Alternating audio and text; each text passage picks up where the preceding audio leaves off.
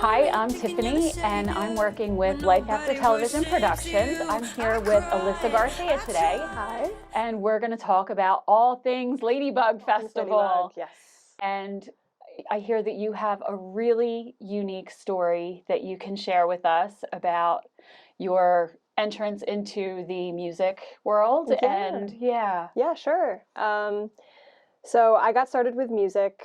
I was put into piano lessons at around 5. My parents loved music, but they weren't musicians themselves, so they kind of wanted to give that to their kids, which I started out with a teacher named Stu Shames. He was a playwright and a songwriter himself, and he kind of taught me, how to get started in songwriting. And from there, he was actually a co-founder of an organization called the Philadelphia Songwriters Project. And from there, I met the other co-founder, Dina Marchioni.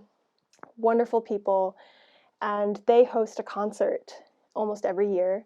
So when I was I think I was maybe 13 the first time I entered. The ages get all jumbled, but I think I was 13, and I entered the Young Songwriters Contest. And I ended up winning with one of the first songs that I ever wrote. Wow. And it was How do you special. decide that you're going to write a song, and how do you know how to compose all of the music and combine that with the artistry of the song? Right. At 13. I was a really emotional kid, I like to say. I was really in touch with my feelings, and like the way that I would get it out, I would always write or journal. And learning from Stu, I found out that I can, use those emotions and write music. And what did you write about in your first song? The song was called "Don't Hate on Me," and it was kind of about self-empowerment and loving yourself despite bad negative energy around you.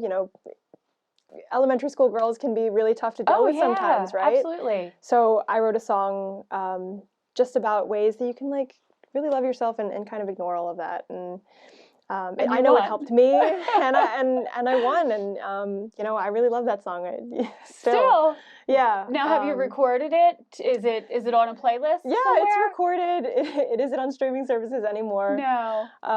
But yeah, it was recorded. I actually recorded it at Milk Boy Studios in Philadelphia, which was huge at the time. There was records of Miley Cyrus and like Kelly Clarkson on the walls, and me as a 13-year-old girl, I was screaming. I was so excited. That is exciting. But yeah, just having that be the first experience with, music and the music industry was something that, really started my path and put me on this journey. So yeah. Well, what I find is really, really cool is that you still have the excitement that you had as that 13-year-old little girl. You can hear it when we talk. Yeah, for sure. You're just so vibrant, and you just come alive when you talk about music. It means so much to me. When you talk about Philadelphia and the potential that Philadelphia has as a city for music. Yeah, for sure. Philadelphia is amazing, and I see people every day. I work with a company called Rec Philly on their marketing team right now, and from there I've met the entire community that they have, and there's so much talent in Philadelphia. So what is Rec Philly? Can you tell us a little bit about that? Yeah, so Rec Philly, we like to call it like a gym membership for creatives. It's this kind of like a WeWork space. We have a bunch of studios, a design studio, photography studio, a movement studio for dancers. Wow, so it's not just limited to music. No, not at all. It's for every single creative. They can find a spot there to make art and have this community to support their art or collaborate with their art. Right. It's really something special that I've never seen before. Oh, that sounds fantastic. Yeah, they're incredible. We do like sponsored memberships all the time too. So yeah, I think it's, they're trying to make music and just the entertainment and arts industry in general more accessible for more people. So I think it's really special. It needs to be, because, and the other problem that you run into is there just aren't spaces that people can afford even to put the expensive studios into. Exactly, yeah. So it takes so much like fewer. soundproofing, and like just to buy all of those materials is a huge, a huge lift, and then right. you don't really know how to put a studio together. So Right. like we had professionals build these studios, and you know, it's really built that really for people. kind of levels the playing field. Yeah, too. and even like if there's a dancer who wants to learn how to make music, they can get into a studio and figure that out, and have other people to help them. Like, oh, that's amazing. You know, they can learn other art forms. Now I want to join RAC. I hope I'm selling them well. Yes, you're definitely selling it well. Yes, yeah, I want to join RAC. That sounds fantastic. Yeah, they're awesome. I really love them. So it's not just for professionals either. No. It's open to the public. It's for anybody that just wants to learn. Yeah, you can apply for membership, essentially, and you know, they're really championing that effort and how you can make money off of your music or off of your art in general. Right. So I think that's really special too. It's not just about making the art. They're, you know, supporting yourself so that you can do more of what you love. That's fantastic. So, yeah. This is a really great organization. Yeah. They're amazing. And it sounds like a model that needs to be in all the cities across the U.S. That is what they're thinking. That's fantastic. That's incredible. But yeah. You are a student at Drexel. Yes, student at Drexel. I am about to graduate. Congratulations. Thank you. I studied music industry and recording arts. So that was a big step, you know, taking on that major too. I think it was really intimidating being a woman in audio engineering. I thought, you know, that's not really for me, and like it was super intimidating just because it's such a male-dominated field. Definitely. But it's just super empowering to be graduating from that major, you know. Are there any other women in your graduating class? There are a few, but not a lot. So we kind of stuck together, and you know, really proud of them, and just really proud of all of our efforts. But yeah, it's exciting. What is your favorite part of music? Do you enjoy, your voice is just, it's so beautiful. It's so relaxing. It's, I've been binging your music, and it's gorgeous. Do you enjoy the writing more? Do you enjoy the singing more? Do you enjoy the engineering? Which part is your favorite, or is it just kind of a combination of all of it? I would have to say the songwriting is my favorite part. There's just something so special and intimate about it, and it's always been my means of expressing myself when I don't really have the words to describe a feeling or a situation. Right. It just helps me, even if I don't release the song or no one else sees it and it never sees the light of day, at least I got those emotions out, and I like really got to, I guess, explore every aspect of the situation, how it made me feel, how the other person might have felt, you know, thinking about their point of view and thinking about my point of view. I just think it's a really great instrument of like human connection and just how the human brain works. That's how I like to see it. So yeah. Take us through that process a little bit. Sure. I think it's changed, but for me, it usually starts with lyrics. It usually starts with, you know, I'm a very like lyric heavy person, just because words mean so much when it comes to, you know, music, and I think that can be really powerful, telling a story, you know, having other people relate to it in that way. So usually that comes first, and then I play piano and ukulele. So usually, and ukulele. Yeah, and ukulele. Oh my goodness, yeah. I didn't know that. Oh, no way. Yeah. But yeah, I play ukulele as well. So I'll like lay some chords down on those words, start humming a melody and see what works. And then from there, I'll just, you know, build it like you would build a room or like build a house, I like to think.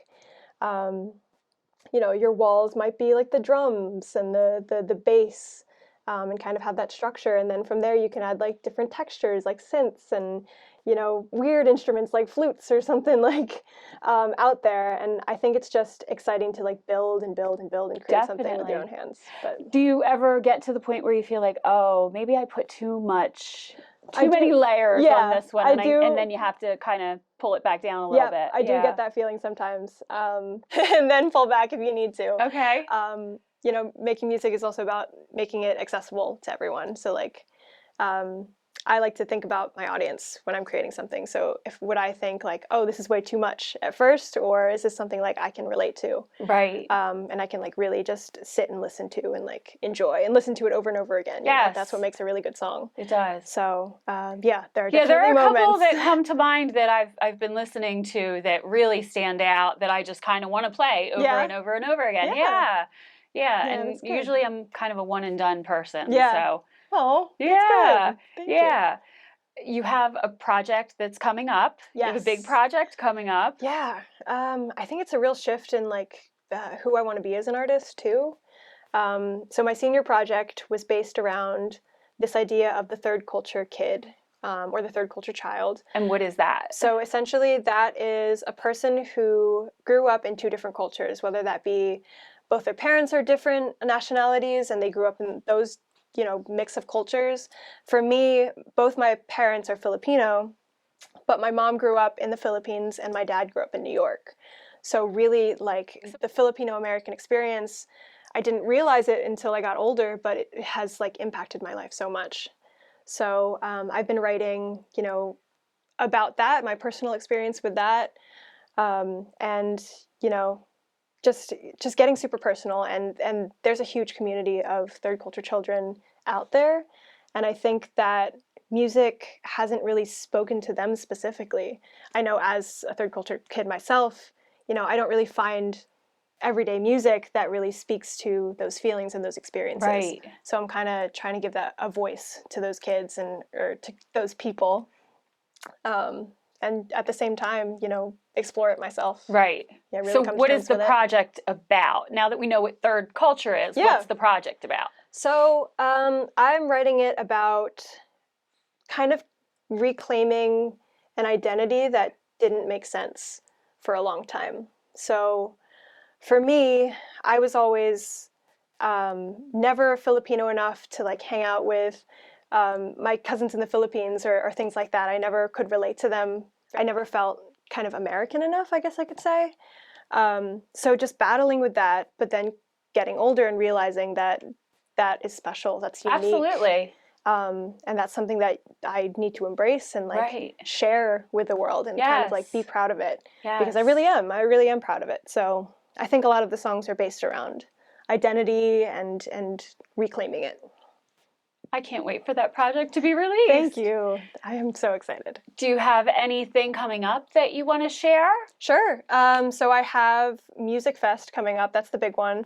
August 14th, I'll be playing 2 sets, one on the Main Street stage and then one in the Lyric Plat stage. And where is Music Fest? Yes, that's Bethlehem, PA. It's a bunch of local artists and some bigger artists. I haven't looked at the lineup yet, but they've had like Sabrina Carpenter and like bigger artists play before, so we'll see. It's always a fun time. That sounds like a fun day. Is it one day or? No, I think it's like a week long. Oh, a week. Yeah, there's like I'm not quite sure what the schedule is. Don't quote me on that, but it is longer than a weekend. Okay. So yeah, we'll have to look into that. We'll have to supply the audience with the dates of that. Yes. How did you hear about Ladybug?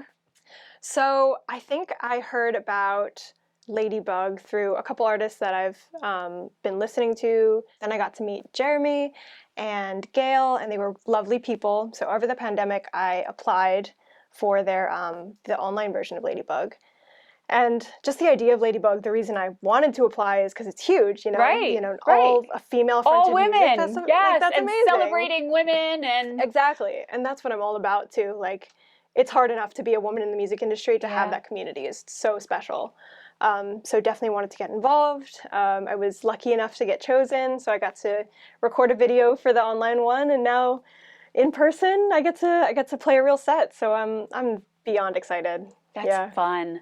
Your set is going to be about 45 minutes, and you're going to do some originals and some covers. Originals and covers, yep. I think I'll be playing a couple originals that haven't been released yet. Oh, maybe a few from the project. Exciting. We'll see. Oh, wow. But yeah, it's going to be Which is super one special. of the reasons that you don't want to finalize that playlist until the week before. Exactly. Yeah. Exactly. That's how I like to think. I like to base it off of the event, especially because this is so like female fronted. I'll be singing a lot of like, maybe I'll like play some, I don't know, big ballad Alicia Keys songs or just like artists. Well, you have the voice for it. You have a very, so you're kind of a quiet, sort of introverted person. For sure. In person. Yeah. But you have a big, beautiful voice when you sing.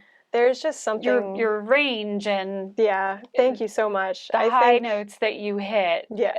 That's sweet. Beautiful. Yeah. I think music just gave me that voice that I didn't know how to have just as a person. So I think, that's how I've expressed myself all these years, and I've been like really working on my craft and building that up. So to be able to celebrate that with all of these women. Other women, yes, so amazing. You're in great company. Yes, with the list that they have performing. The lineup is crazy. Yeah. So you're going to graduate, and then once you graduate, what are your plans?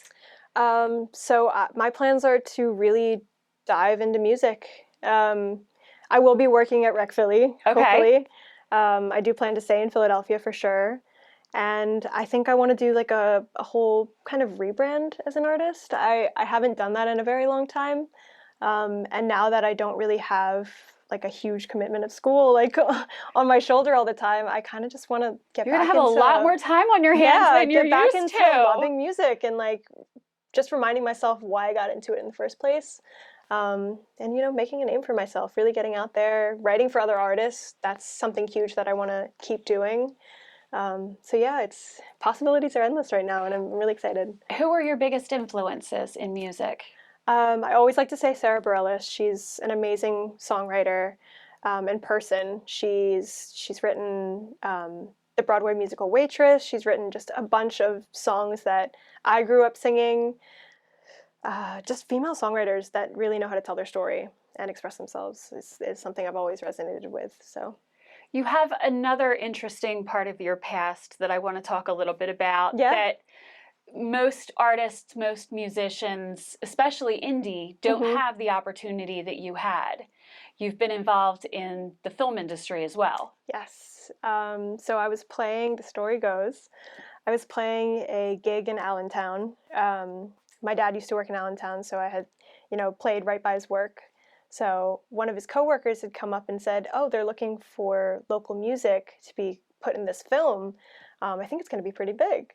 So I went home, I submitted a couple of my songs from my first album, and I didn't really know what was going to come from it. I really hadn't really made a name for myself at that point, and I didn't know what the movie was about either. Right. So I kind of, it was like a shot in the dark. Right. A couple weeks later, or maybe months later, I got a call from the director, Daniel Roebuck. It sounds like you almost even forgot that I thought, applied or submit. Maybe nothing came from it.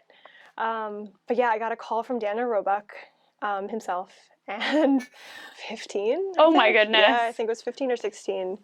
Of course I did my little So you had to be the cool kid at school. Oh my gosh, no one knew. No one knew. I didn't tell anyone. It was kind of crazy. It was like I don't know if this reference makes sense to everyone, but like a Hannah Montana moment where like I didn't tell a lot of people about my music. It was, especially because it was something special to me. Right. I kept it very much to myself, except to my like bigger or my closer friends. Sure. But yeah, that was a huge experience working with Daniel and having those songs pretty much start and end the movie. And what movie was that? So it was Getting Grace. Okay. And Getting Grace played in theaters nationally. So like my family, like all over in Florida, got to see it in a real theater. And, that gives me chills. Chills, yeah. Oh my God, it was so huge for me, especially as like your a parents young had to be person. so proud too. Oh my God, they were ecstatic. We have so many copies of the movie, like just sitting around the house. But yeah, I might need a signed one. Yeah, for sure. I'm sure we have plenty to spare. And it's on Amazon Prime as well, so like it was out there for people to really see. So every now and then, my song pops up on like an episode of The Young and the Restless. Oh like my goodness! Yeah, right. The soap operas are the smaller ones, but then there are also some bigger opportunities. So it pops out, and you don't even know that it's going to be out there. They don't even tell you. Yeah, that's the nice thing. It's just a surprise. They let me know when it happens, right? But it's like something I don't have to really worry about in terms of like pitching the music. Sure. They were really supportive about like learning who I was as an artist, learning what, you know, my music would fit well in, and then pitching it. So, you know, doing that heavy lifting for me. So do you share all that music with them? So you're still an indie artist, yep, though. I'm still an indie artist. So it's a non-exclusive contract, essentially. Okay. So like I still own the rights to my music, which is fantastic. awesome. Yeah. But essentially it's kind of the best of both worlds. Yeah, exactly. And I would pick and choose which songs that I wanted to give them and which ones I kind of wanted to keep to myself. Right. So it was super flexible in that way. Oh, put it all out there. Oh my gosh, I want to. But yeah, the big one was the Starling on Netflix. So yeah, I can't say enough good things about Heavy Hitters too. Heavy Hitters. Yeah, Heavy Hitters music. Thank you so much for being here today and traveling to Delaware to be interviewed with us. Thank you for having me. And you can find Alyssa on May 20th at Ladybug Festival in Wilmington, Delaware. Yes. And you can also follow her on... Yes. So my socials, Instagram and Facebook, you can find me at Alyssa G. Garcia. It's 2 G's. Or you can find me at alyssagarciamusic.com as well. I'm also on Spotify, Apple Music, all the streaming services if you want to check me out. Thank you. Hopefully we'll see you at nobody worships you. I cried, I tried, but I won't tell you lies.